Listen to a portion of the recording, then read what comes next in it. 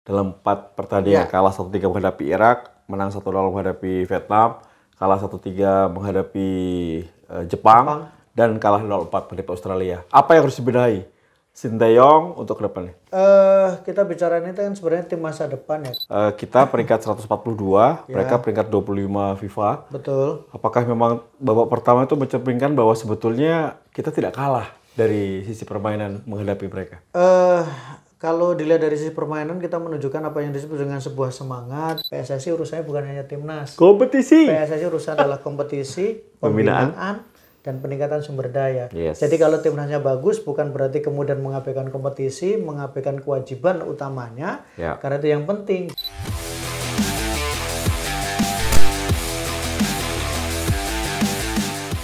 Indonesia kalah menghadapi Australia dan harus memupus harapannya untuk bisa lolos ke babak 8 besar. Nah, untuk itu gue akan berbincang dengan Bu Maruf Erumi. Assalamualaikum Maruf. Waalaikumsalam, Bang Tio. Ya, sedih nggak nih? Sedih? Enggak. Tapi bahagia juga enggak. Jadi?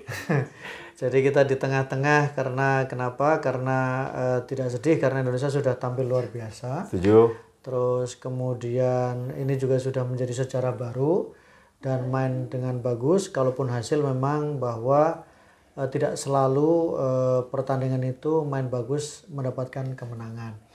Tapi sudah ada perjuangan yang luar biasa yang diperlihatkan oleh timnas Indonesia. Saya pikir itu titik poinnya yang membuat sedih juga enggak karena mereka sudah tampil luar biasa.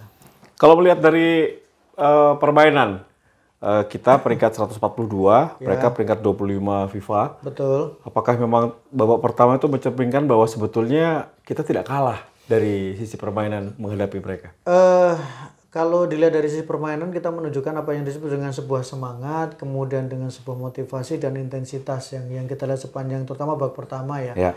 Inisiatif yang coba dilakukan oleh timnas Indonesia adalah bagaimana memberikan pressure dan kalau bisa memang mencetak gol lebih awal dibandingkan dengan Australia, sehingga kita menyaksikan sebuah penampilan yang luar biasa, kombinasi, komposisi, kemudian kerjasama yang terlihat sangat matang ya. Kelasnya seperti bukan kelas yang Asia Tenggara yang biasa kita lihat, tapi sudah bisa mengimbangi permainan dari Australia. Sudah naik level ya? Iya, levelnya sudah menjadi berbeda dan itu tidak dilepaskan dari bagaimana kehadiran dari pemain-pemain diaspora, pemain naturalisasi yang memang menjadi salah satu kerangka dari timnas Indonesia, terutama di lini belakang yang terlihat betul kualitas passingnya, visi bermainnya, kemudian bagaimana ketika melakukan transisi menyerang dan bertahan. Saya pikir menjadi salah satu bukti bahwa memang kita butuh tambahan untuk pemain-pemain supaya level kita menjadi lebih meningkat. Ya, kalau melihat di babak pertama kita bisa menyaingi Australia. Ketika di babak kedua, banyak pemain kelelahan. Ya. Seperti Sinteyong tidak bisa melihat ada pemain pelapis yang setara. Ya. Ini terlihat kita keteteran.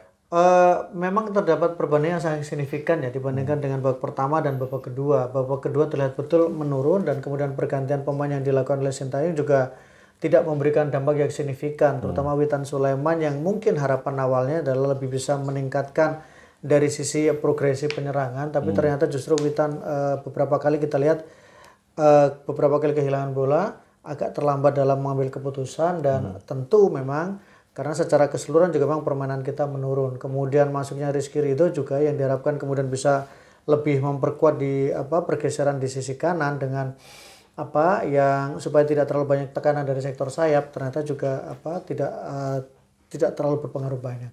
Ya, proses terjadinya gol Australia juga dari heading ya. Betul. Dari sentuhan kepala, hanya saja memang satu dari deflected, mengenai kaki Elkan Bagot berbelok arah. Betul. Apakah memang ini sudah diincar oleh Graham pelatih Arnold, pelatih dari Australia? Itu cara untuk bisa mengalahkan Indonesia? Dalam sesi jumpa pers memang Graham Arnold mengatakan bahwa salah satu yang memang mencoba mereka manfaatkan adalah dengan manfaatkan situasi-situasi bola mati. Salah satunya adalah tendangan sudut, sehingga kita lihat bahwa ketika mereka melakukan tendangan sudut maka itu coba mereka maksimalkan. Indonesia harusnya juga punya kesempatan itu ya. Cuman memang tidak bisa dimaksimalkan dengan baik oleh para pemain dari Indonesia. Ini dalam 4 pertandingan Bu Maruf, kita kebobolan 10 gol. Betul. Dalam 4 pertandingan, kalah 1-3 menghadapi Irak, menang 1-0 menghadapi Vietnam, kalah 1-3 menghadapi Jepang, dan kalah 0-4 menghadapi Australia. Apa yang harus dibenahi Sinteyong untuk kedepannya?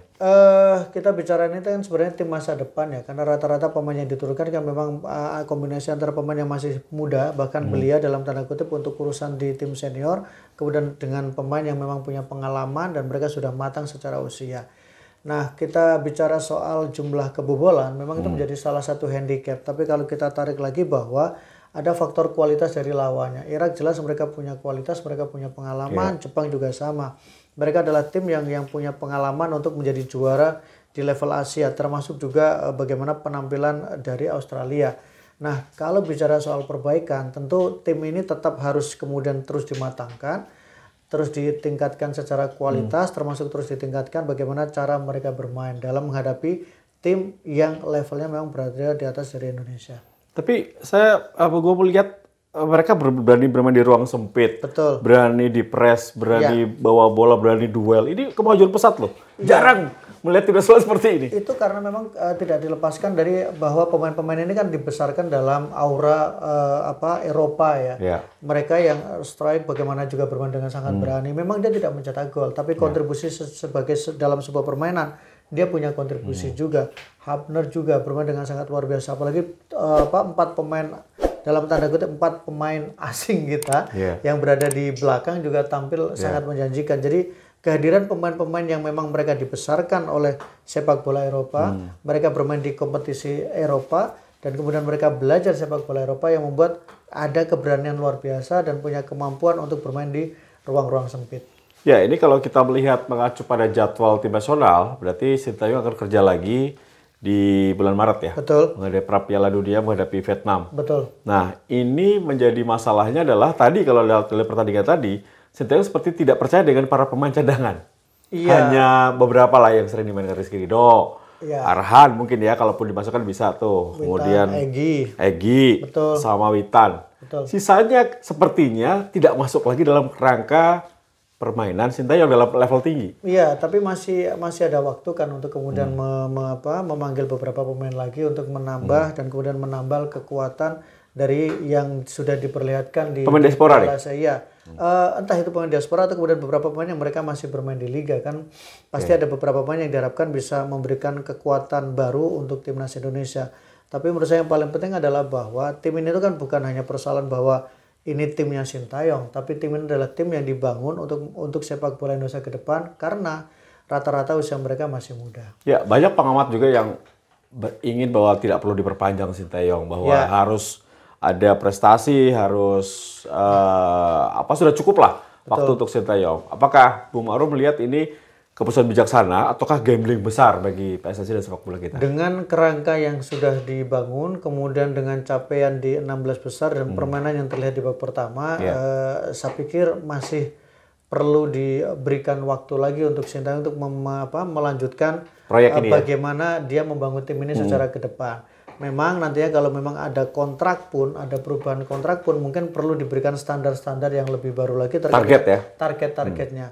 Apakah target kita memang hanya soal bicara gelar atau targetnya adalah bagaimana progres permainan yang diperlihatkan. Itu juga memang menjadi salah satu referensi. Kalau kemudian kita mendapatkan acuan bahwa harus menjadi juara misalnya di Piala Asia tentu berat. Tapi bahwa memperlihatkan bagaimana penampilan, kemudian bagaimana kepercayaan diri yang diperlihatkan oleh para pemain Indonesia, saya pikir tidak dilepaskan dari kemampuan Sinteyong dalam mengelola tim ini.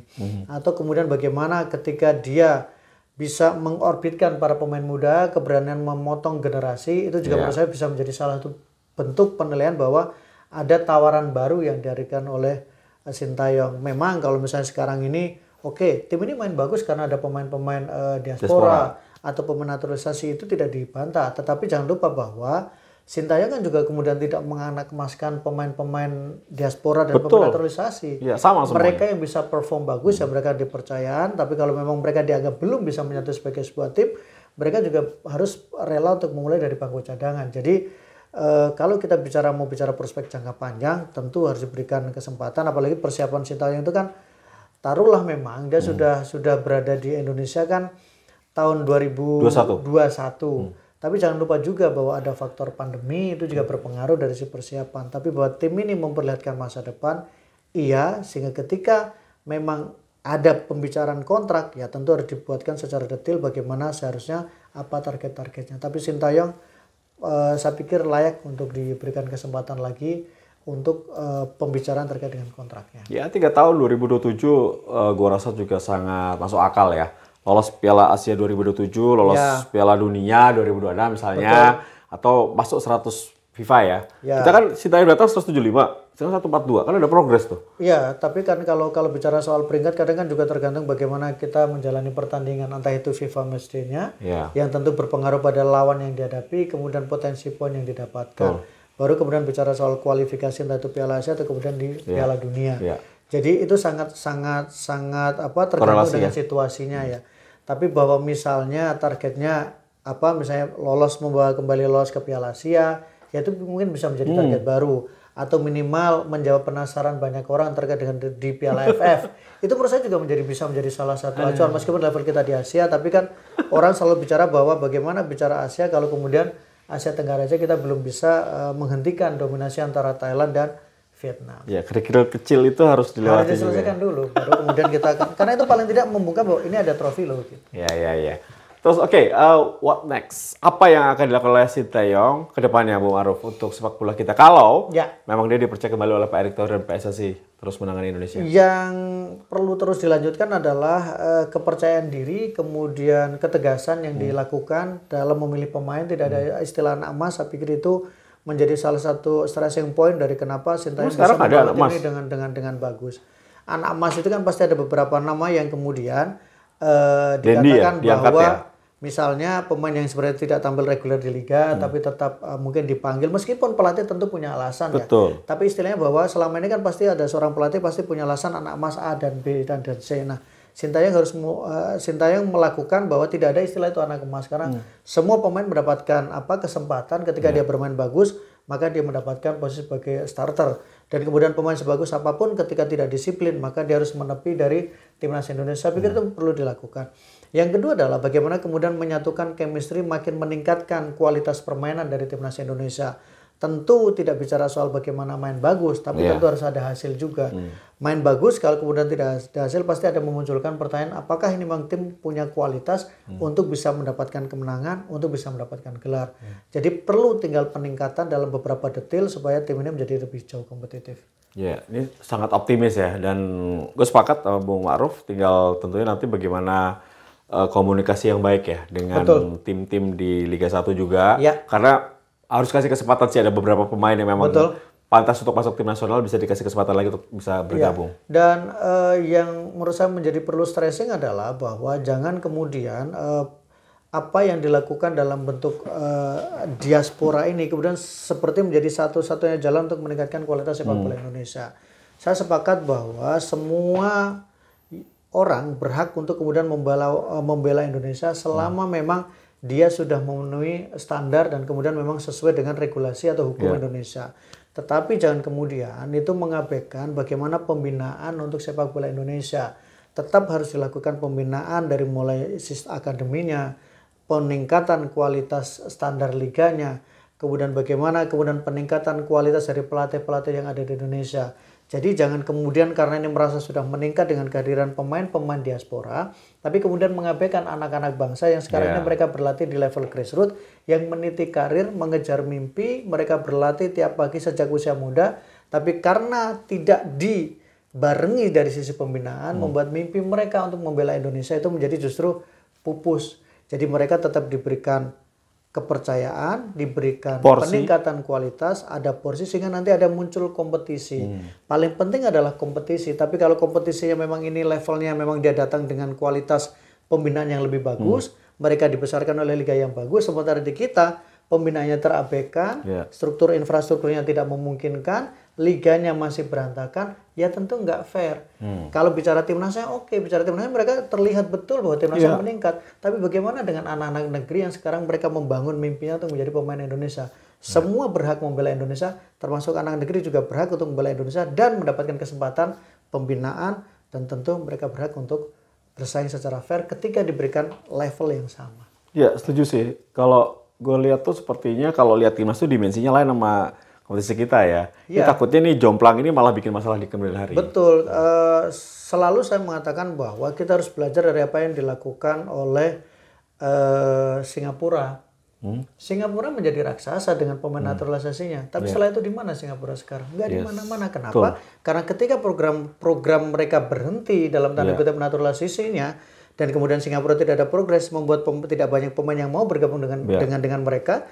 Mereka liganya nggak jalan, pembinaannya nggak kelihatan, kompetisinya ya cuman begitu-begitu saja. Bahkan timnasnya dititipin ke liga orang lain Liga ya. orang lain, imbasnya apa? Mereka sekarang tidak terlihat sekali. Mereka pernah mendapatkan gelar, iya. Mereka menjadi salah satu kekuatan Asia Tenggara dengan Piala AFF, iya. Tapi setelah itu di mana mereka? Nggak kelihatan sama sekali. Nah, jangan sampai ketika nanti ada titik bahwa diaspora itu tidak lagi menjadi pilihan, maka di sini sudah naik. Percepatan perlu, pembinaan iya. Jadi menurut saya ini harus seimbang supaya nanti sama-sama, jangan sampai mereka anak-anak bangsa yang sekarang meniti karir, mengejar mimpinya terhenti karena tidak mendapatkan pembinaan, peningkatan kualitas baik dari sisi infrastrukturnya, kualitas pelatihnya, dan tentu saja adalah bagaimana pengembangan kurikulum untuk sepak bola Indonesia. Jadi harus fair juga. Sepakat, karena Malaysia memiliki 14 pemain diaspora atau naturalisasi, mereka juga tidak bisa baik. Tidak baik juga. Ya, betul. belum tentu. Tidak selalu menjadi garansi. Meskipun memang kalau kita lihat dari sisi kualitas pemain diaspora yang dimiliki ya tetap lebih bagus dari pemain diaspora kita, karena kebetulan kita kan memang banyak dari Belanda, dan memang Belanda itu menjadi salah satu kiblat untuk pembinaan usia mudanya ya. Kita bayangkan bagaimana Hamner usia masih begitu muda, kemudian Jenner juga masih muda, Struijk masih muda, tapi bagaimana mereka bisa mengelola, kemudian bisa bermain dengan sangat matang seperti itu di usia 20 tahun. Artinya bahwa kita beruntung dalam hal ini karena kita punya pemain-pemain yang kemudian berkembang di negara di mana memang usia muda mereka dan memang menjadi salah satu negara penjual pemain muda di beberapa klub elit Eropa.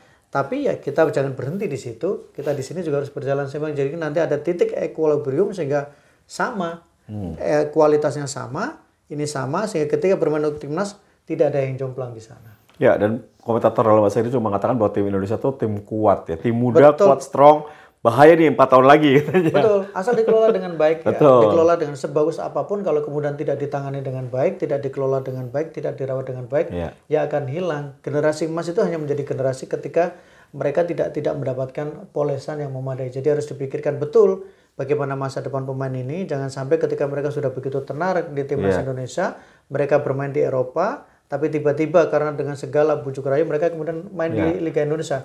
Tidak menafikan Liga Indonesia menjadi liga yang memang menarik, tapi kalau kemudian semuanya ngumpul di Indonesia balik-balik lagi menjadi mereka atmosfernya menjadi berbeda, visi mainnya juga menjadi berbeda, pengalaman juga menjadi berbeda. Jadi jangan sampai ini kemudian tiba-tiba tenar di sini, tidak main di Eropa tapi dipaksa untuk ke Indonesia gitu.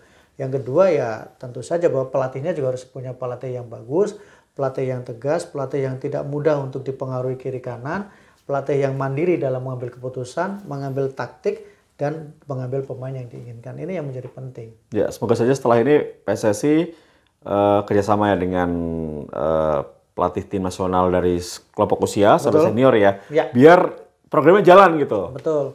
Jadi biar semuanya bisa berjalan seimbang. Ada program diaspora dan naturalisasi tapi pembinaan akademi, pembinaan untuk pemain muda, peningkatan kualitas pelatih, peningkatan kualitas liga juga harus dilakukan. Jadi akan jalan sama-sama supaya nanti ada titik bahwa ketika pemain kita satu ini pemain, misalnya taruhlah seperti tadi, ketika butuh pemain yang harusnya pemain lokal atau pemain liga bisa tampil, Sintayong ternyata tidak terlalu yakin karena secara kualitas jelas akan khawatirnya bisa merusak permainan tim secara keseluruhan. Jadi secara garis besar atau intinya menurut Bung Aruf sudah on the track ya? Apa yang dilakukan oleh Sintayong dan juga PSSI? Progresnya yang dilakukan oleh sepak bola kita, timnas Indonesia sudah berada dalam jalur yang bagus. Setidaknya kalau kita bicara di level timnas, tapi jangan lupa juga bahwa PSSI urusannya bukan hanya timnas. Kompetisi. PSSI urusan adalah kompetisi, pembinaan, dan peningkatan sumber daya. Jadi kalau timnasnya bagus bukan berarti kemudian mengabaikan kompetisi, mengabaikan kewajiban utamanya. Karena itu yang penting, jangan sampai kemudian seperti klub mengambil pemain dari manapun dengan nilai tertentu, tapi kemudian melupakan akademi mereka. Sehingga yang ada adalah seperti transaksi ekonomi, tapi tidak ada transaksi secara akademi. Ngeri nih pengganti Yunus Nusi kayaknya nih. Ngeri ya? Sekjen. Thank you Bung Ma'ruf. Sama-sama Bung Tio. Apa ya diskusinya sangat berbobot daging semua ini. Semoga apa yang dikatakan oleh Bung Ma'ruf itu bisa terlaksana ya. Karena saya sepakat, pecinta sepak bola juga pasti sepakat. Kita kalah hari ini, tapi kita akan kembali di pra Piala Dunia. Kita akan kembali di Piala Asia 2027. Ya Bung Ma'ruf. Amin. Ya? Siap. Amin. Thank you Bung Ma'ruf dan juga Sama-sama, pemirsa T10 TV. Terima kasih sudah menyaksikan Di Atas Kertas. Kita akan kembali hadir nanti ngebahas lagi timnas. Pokoknya timnas. Thank you. Bung Ma'ruf El Romi, Tedo Grosanap. Bye. Bye.